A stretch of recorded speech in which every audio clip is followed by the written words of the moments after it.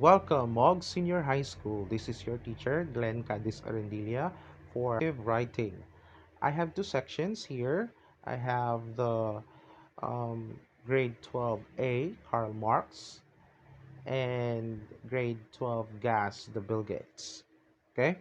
So, welcome to lesson 2. So, since we're done with lesson 1, let's proceed to imagery, diction, and figures of speech. Now, at the end of this lesson, you will be able to first value the significance of the different types of imagery in creative writing.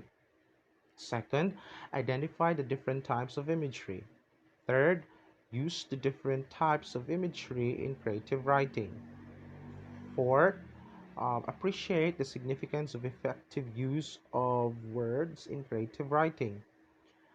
Fifth, differentiate formal diction from informal diction. And sixth, use the different figures of speech in creative writing.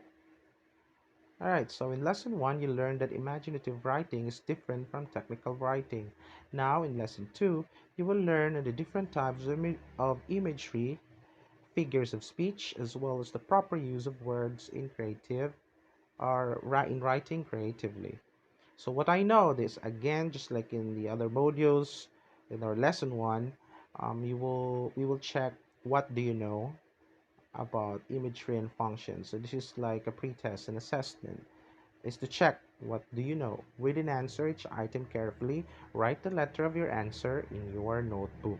So we have here, it's just simple true or false, and multiple choice.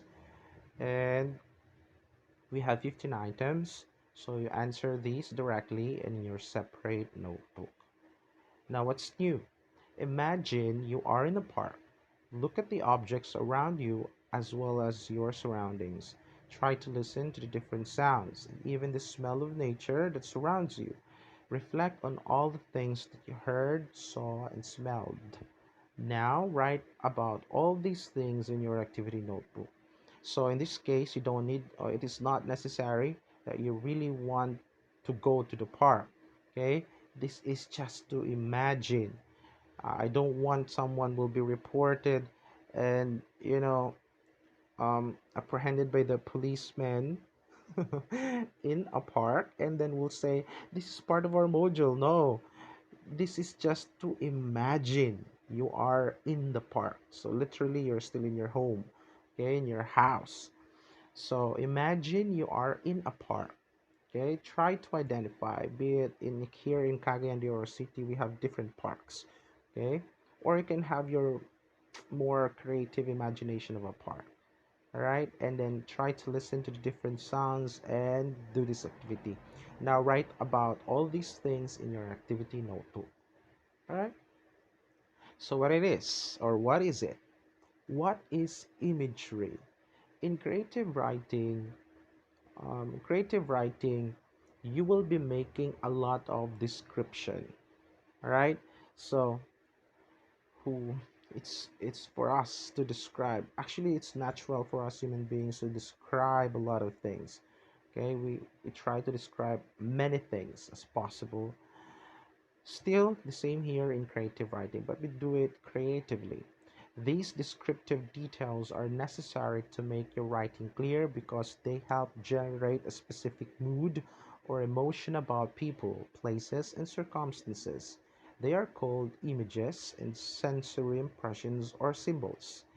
The use of imagery appeals to how you see, hear, smell, taste, touch, and feel. These are our five senses. Okay, so about the things that you are writing. If you're writing from your memory, these images can also help readers imagine or relate to some of your specific experience. So, since we are writing using our five senses, it's relatable to the readers because at the same time they can also imagine using their five senses. Imagery is the language used by creative writers, poets, novelists, playwrights, and other writers to create images in the mind of the reader. Imagery includes figurative and metaphorical language to improve the reader's experience through their senses.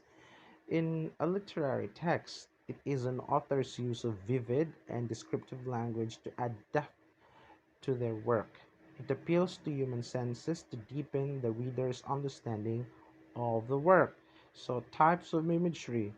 So, since we have five senses here, we have the types: the auditory, the tactile, gustatory, the visual, and the olfactory.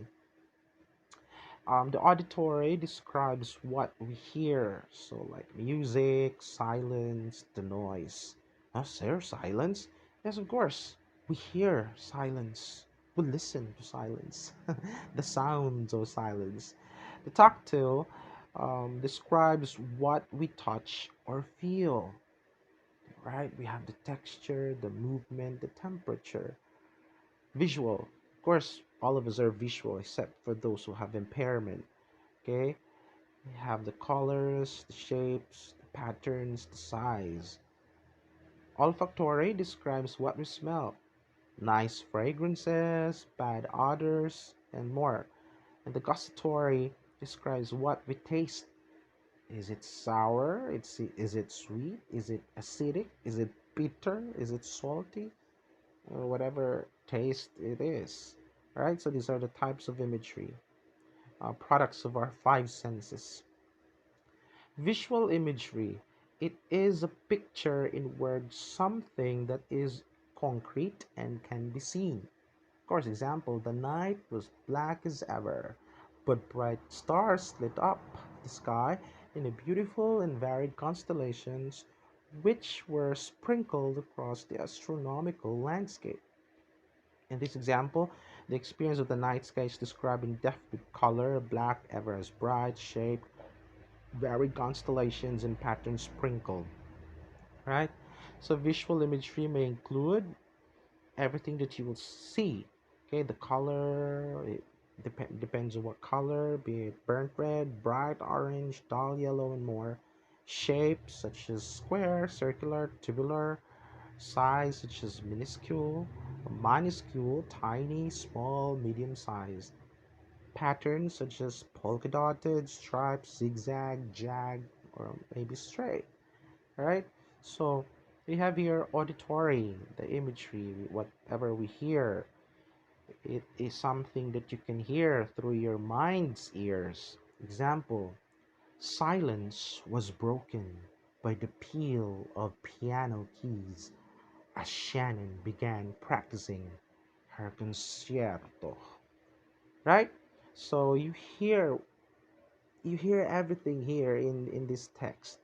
Okay, even that you are just reading, but you hear the silence was broken. There is this auditory imagery in this text. In this example, auditory imagery breaks silence with beautiful sounds of piano keys.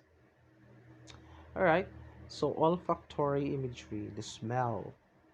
Okay, it is something that you can smell through your mind's nose. Example, she smelled the scent of sweet hibiscus wafting through the air. Its tropical smell, a reminder that she was on vacation in a beautiful place. Right? So the scent of hibiscus helps describes a scene which is relaxing, warm, and welcoming. Okay? So olfactory imagery may include fragrances, odors. Gustatory images, the taste. It is something that you can taste through your mind's tongue. Right? So example here, the candy melted in her mouth and swirls of bittersweet chocolate and slightly sweet but salty caramel blended together on her tongue. Oh my goodness. So it is really something that you can taste even if you don't have candies. Okay, in this example, it describes the candy various flavors in which the reader can almost experience the deliciousness directly. Right? You taste it with your image. When you taste it with your imagination. Taste the imagination. Gust- Gustatory imagery may include sweetness, sourness, saltiness, spiciness, savoriness, and more. Tactile or tactile imagery, touch. It is something that you can touch through your mind skin. Example, after the long run, he collapsed in the grass with tired and burning muscles. The grass tickled his skin and sweat cooled down on his brow. Right? So, just like as that, it seems that there is this touch of your skin. This example, imagery is used to describe the feeling of strained muscles, grass tickle, and sweat cooling on skin. Right? It includes temperature, texture, touch, movement, and more. So, what is diction? So, we're done with that five senses. Okay? So, let's proceed to what is diction. Diction refers to the speaking or writing style or the choice of words that a speaker or writer uses. The choice of words has significant effect on the quality of speech or writing. Well chosen words help a writer or speaker to pass image clearly and easily. On the other hand, poor word choices can cause image misinterpretation by the readers or listeners. Right? All forms of communication, whether written or oral, are made up of words. They are considered the basic kernel of transmitting ideas and information. Knowing how to properly use the right of words in any form of creative writing is an advantage. The words can employ you in your writing, ultimately reveal your tone and attitude in your work.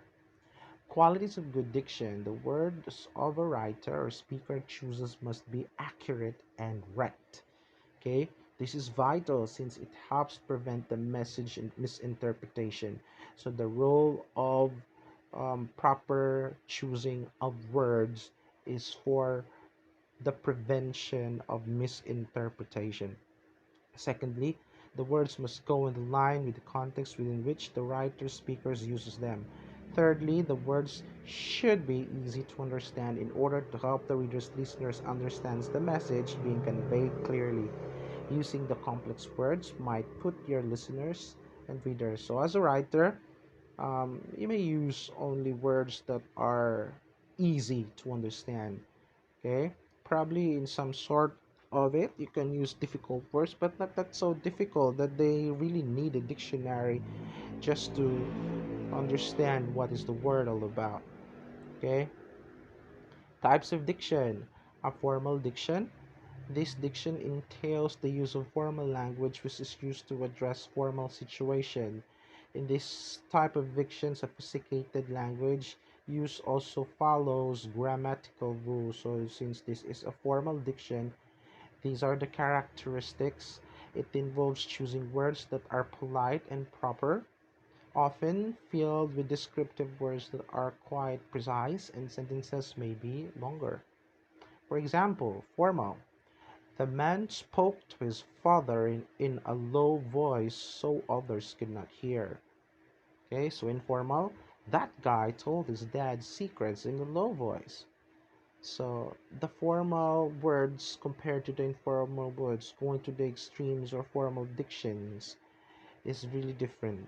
Okay, so jargon, the other hand, is a highly technical language or specialized terms that only people in a certain group understand. So depending on your audience, use the words. Okay, sometimes those difficult words like in a form of a jargon is very specific only for those specific group of people.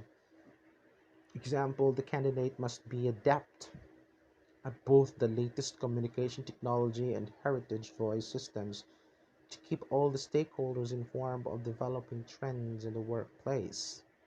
Okay, so do you understand? Okay, it's for specific for specific people. The information diction. Informal diction refers to the use of informal or casual or conversational words while speaking or writing. Unlike the formal diction, it is more relaxed in it what people use in their real life to interact with their colleagues and friends. So simple words. Okay, it's the conversational words. Right? In addition, informal diction uses shorter words and sentences may be shorter.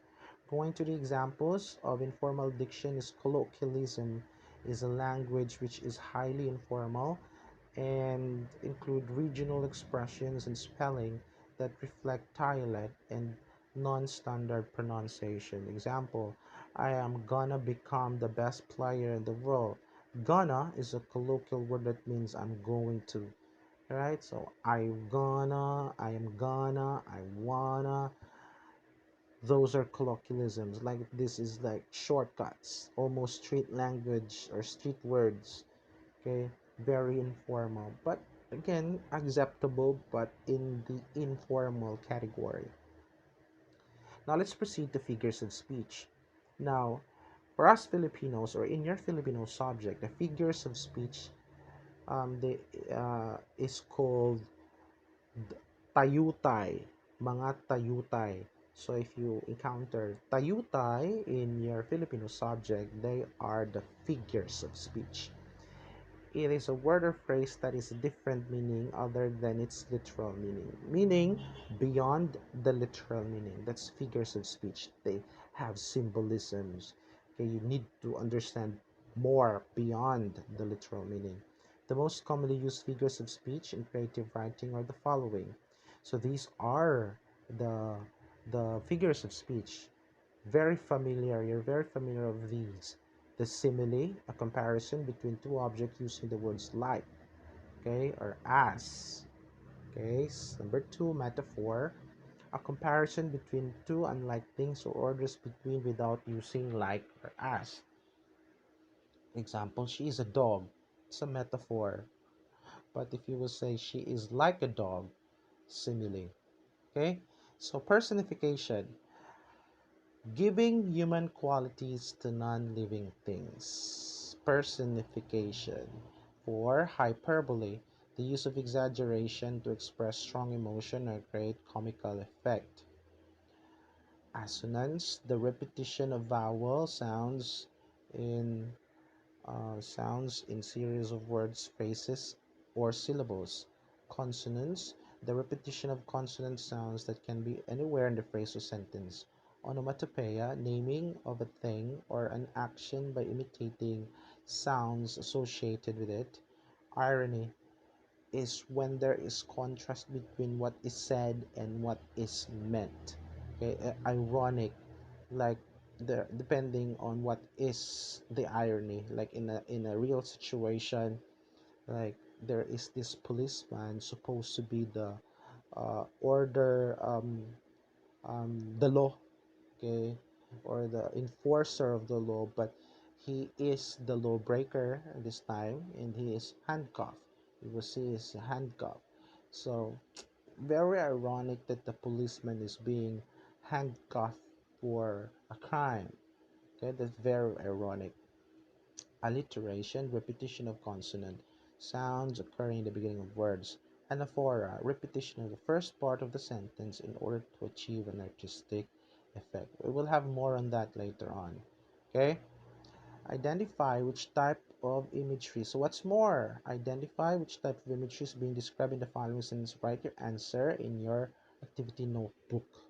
All right, so um, read carefully and answer these 15 items in your separate notebook. All right, identify which type of imagery is being described in the sentence.